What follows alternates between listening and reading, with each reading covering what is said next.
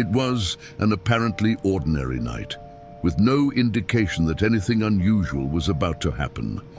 As Captain Ricardo Montalvo, I was in command of another night flight from Lisbon to London, a route I knew like the back of my hand after years of service. The sky was clear, and all the airplane's systems were operating with flawless precision. I briefed my crew, as always, reviewing every detail to ensure a smooth journey for the 150 passengers on board.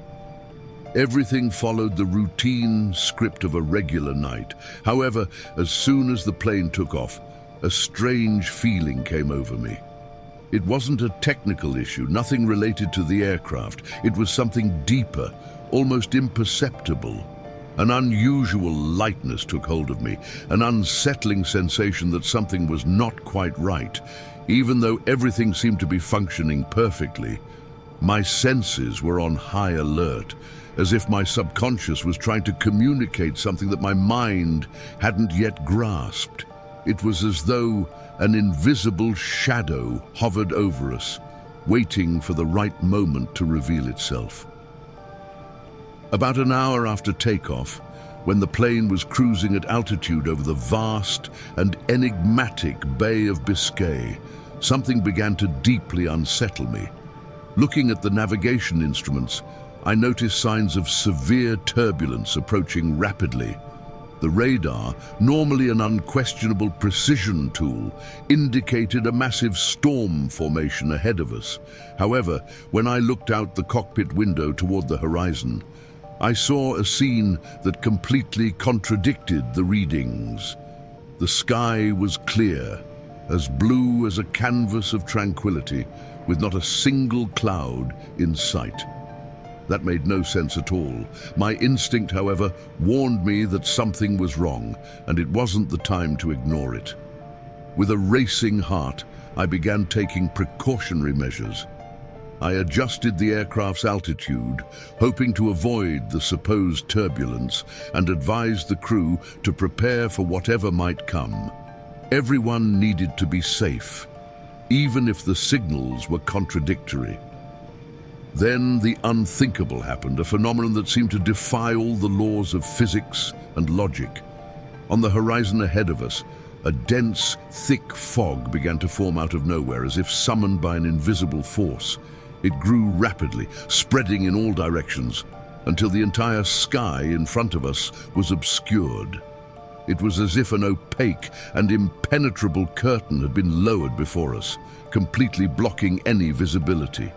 Not even the advanced navigation equipment of the aircraft could provide information about what lay behind that mysterious shroud. When we finally penetrated the fog, a strange sensation took over the cockpit. The environment, previously filled with the usual sound of the engines and the hum of the instruments, was suddenly enveloped in a disturbing silence. There was no noise, no signs of life outside the plane. Only the soft, continuous sound of the engines, which now seemed more distant, and the occasional noise of the controls under my trembling hands. Suddenly, without any warning, all the cabin lights began to flash frenetically, as if responding to some invisible command. The instruments, once reliable indicators of our position and status, began spinning uncontrollably, as if reality itself was distorting around us. It was an overwhelming feeling, as if we were being sucked into a completely unknown dimension where the rules governing our world no longer applied. In a panic, I desperately tried to contact the control tower, hoping that someone could guide us, bring us back to normalcy. But on the other end, there was only silence, a deep and oppressive silence that heightened the sense of isolation. We were alone, at the mercy of forces we did not understand, and a primal fear began to grow within me. It was at that moment, at the peak of my despair, that a figure began to materialize before my eyes, slowly emerging from the mist like a specter from another world. A dark and indistinct shadow began to materialize ahead of the plane, emerging from that thick fog like a harbinger of something terrible. It was as if the darkness itself had taken shape, an entity that seemed to defy logic and perception. At first, it was impossible to discern what it really was, as the figure remained shrouded in mystery, its edges shimmering as if in constant mutation. However, as we drew closer, the unmistakable sensation of being watched began to grow within me, piercing my mind like a cold dagger.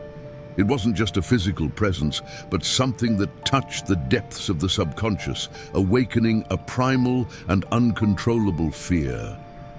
The cabin lights continued to flash, creating an environment of absolute terror, while the figure, with its sinister presence, seemed to draw nearer, closing the distance between us. Every fiber of my being screamed to steer away, to avoid that impending encounter. But where could I go? We were completely surrounded by that impenetrable mist, with no visual reference to guide us. The darkness ahead was an abyss, and there was no way to know what awaited us on the other side.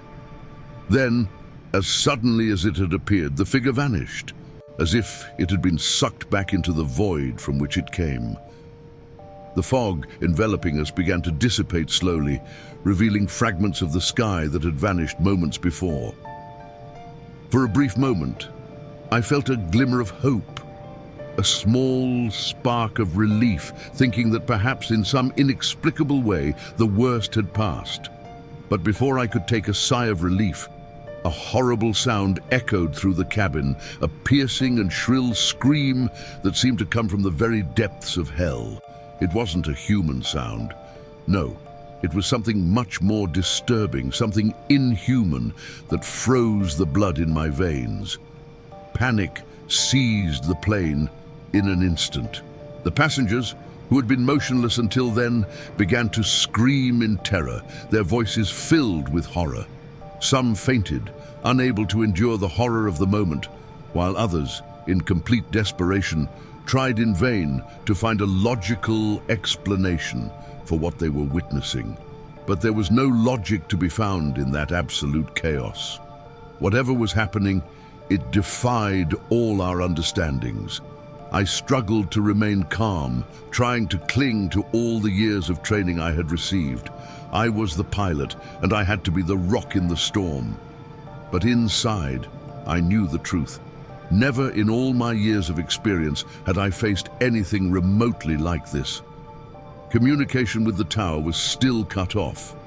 And worse, the plane's controls seemed to not respond correctly to my commands, as if they were being manipulated by an external force. It was then that, in a moment of terrifying clarity, I realized that figure, that dark presence, whatever it was, had not merely appeared to haunt us.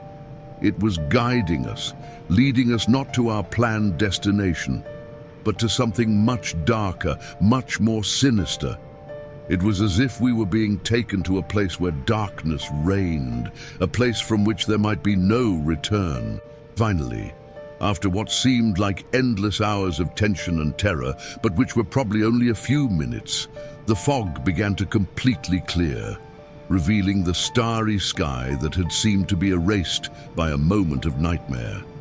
It was as if a heavy and oppressive curtain was being slowly lifted, allowing reality for a brief moment to reappear. The soft and familiar glow of the stars was a sight that, under any other circumstances, would have gone unnoticed. But that night, it brought indescribable relief. In the cockpit, the silence was absolute. Everyone, from the crew to the passengers, was paralyzed, still immersed in the shock of what they had just experienced. No one dared to speak, as if words could somehow shatter the fragile return to normalcy we were experiencing. The instruments which had gone haywire before were now stable again, functioning as they should, and contact with the control tower was finally re-established. The voice on the radio sounded so ordinary, so normal, that it was almost impossible to reconcile the present reality with the horror we had faced moments earlier. It was as if nothing had happened, as if it had all been a collective delusion. But everyone on board knew on a deep and undeniable level that something very real and deeply terrifying had touched us that night. When we finally landed in London, the atmosphere at the airport was strangely heavy, almost as if the place itself was waiting for something. There was no usual hustle and bustle expected of a large terminal. Instead, there was an unsettling quiet, as if time itself was suspended. As soon as we disembarked, the crew and passengers were immediately escorted to a reserved area, away from curious eyes. There, we were subjected to a series of interrogations by officials who seemed as perplexed as we were. They asked questions, trying to extract some fragment of logic that would explain what had occurred. But how could we? No one could articulate clearly what had really happened. The flight records, cold and impassive, showed only a minor deviation from the route. Nothing on the surface that would justify the overwhelming panic that had overtaken everyone on board. But for me, and for each of the souls on that flight, the experience was profound, etched into our memory like a scar that would never fade. To this day, I avoid speaking about that night.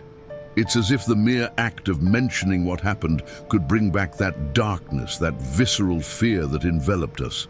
Yet, I can't help but have my thoughts return time and again to that figure, that inexplicable presence we saw or thought we saw. What really happened that night? What was that thing that guided us through the mist? Perhaps someday the truth will come to light and all the mysteries will be finally resolved. But for now, all that remains for me and for all who were on that flight is the unresolved enigma and the lingering fear that somewhere that entity is still lurking, waiting silently, ready to claim its next victim. And that thought, more than anything else, is what continues to haunt me on lonely nights.